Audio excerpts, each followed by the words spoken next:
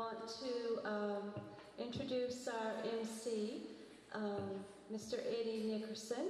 He's our deputy warden, and he's volunteered to be our MC, and we want to give him a big hand. Thank you. This is my first MC job here. Cindy called, or she sent me an email and said she's having doing the UFO festival, and asked if I'd like to be the MC, and I said, well, it's always the first time for everything. I'd just like to recognize our MLA, Sterling Bellaboo, here tonight. Took up a project in building a UFO museum, and they have one, a temporary one, that I like to call it across from in the field in a little barn across from R&D's residents, Mr. Laurie Rickens and Mr. Norman Smith, but Mr. Smith, I don't know if he's going to be able to make it here tonight. And we have two speakers, one that is pretty popular to the area, Mr. Don Leisure and Mr. David Savet. And I'm sure after they're done speaking, I'm sure they'll answer any questions that anybody may have. Thank you all for being here. And I'd like to also congratulate Cindy and Dale for the fantastic work they're doing with the museum. I think it's an excellent project, and hope that it will evolve into something that will be beneficial for the community. And of course, I'm not really talking about it from a Roswell perspective. That's overkill, and that's just not, hopefully not where you're going. But I suspect that as the museum becomes more popular from a tourist perspective, and that the displays show Shag Harbour as being a well-documented incident of '67, that the museum will offer not only some interesting doodads you can see back there for sale, but also some interesting information on a very important part of Canadian history. So I'm going to talk about UFOs in general. I really didn't know what to talk about because, well, I didn't really know what the audience is going to be like. So I'm just going to basically shoot from the hip, and hopefully we'll find this useful information. I've got some notes here. Okay. I suppose everybody can hear me? Good. So what I'm going to talk about, there are a few things. First, 3 reasons for doing this. 3 reasons for me getting involved with the Shag Harbour. The second thing is big questions about UFOs. And then I'm going to talk briefly about Canadian UFOs. And then an interesting subject of mine, or favorite subject of mine, is UFOs in history. And then I'm going to discuss briefly about my plans for the exploration and the diving expedition for examining the anomalies that have been determined off the rip. And then closing. So, 3 reasons why I'm here. I'm from Toronto. I'm from away. But I do have a summer residence in Smith's Cove I share with my wife, who was actually born in Weymouth. So I guess I'm a part-time maritimer. I like my rum, and I can eat a lot, so I'm halfway there.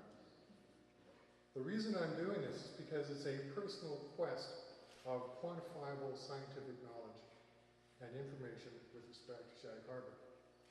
There's a lot of information, Don and Chris, with their book, which I highly recommend that you get if you don't have it, that discusses the Shag Harbour incident in detail.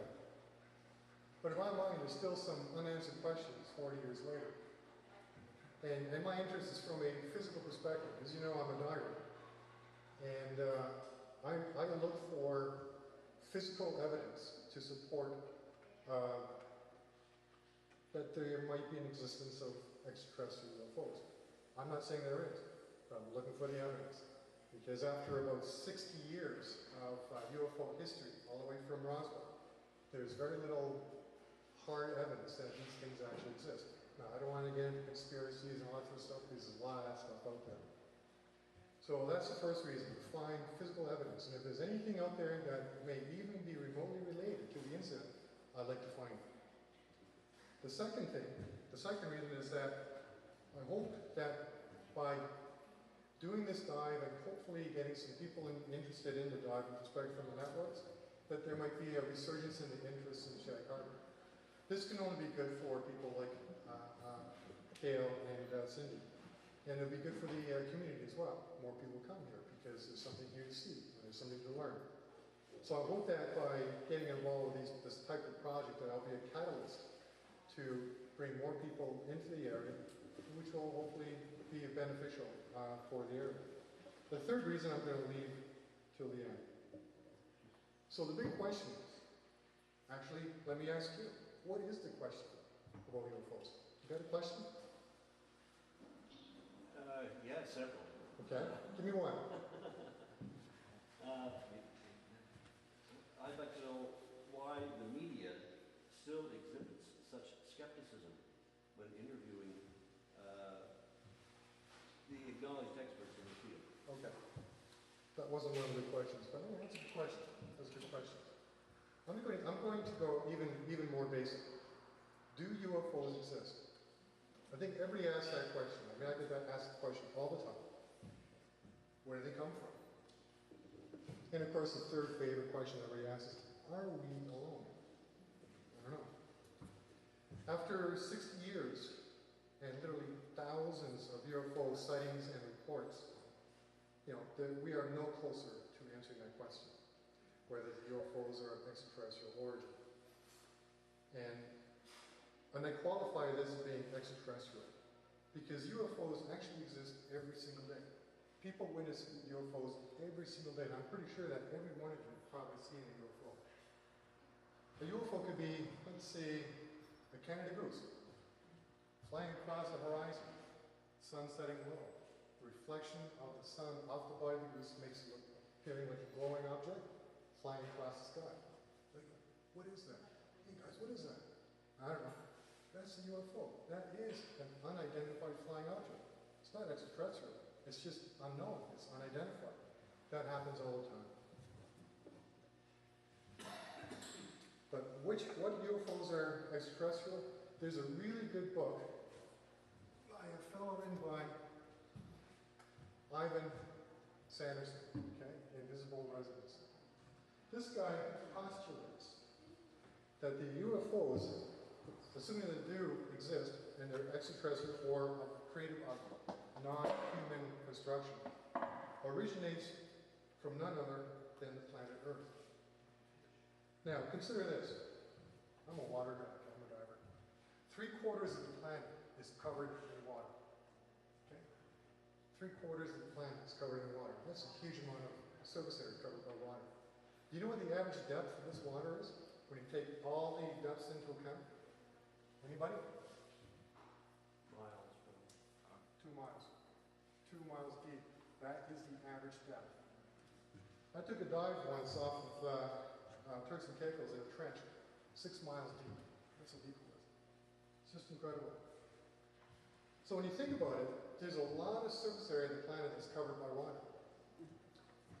And when you consider where human beings reside on the planet, okay, in terms of the land masses or the air, the dry land, the area is about 1/5 of the Earth's surface is inhabited by human beings. Only 1/5 on the whole planet. That means 4/5 of the planet is not inhabited by human beings, or rarely visited by human beings.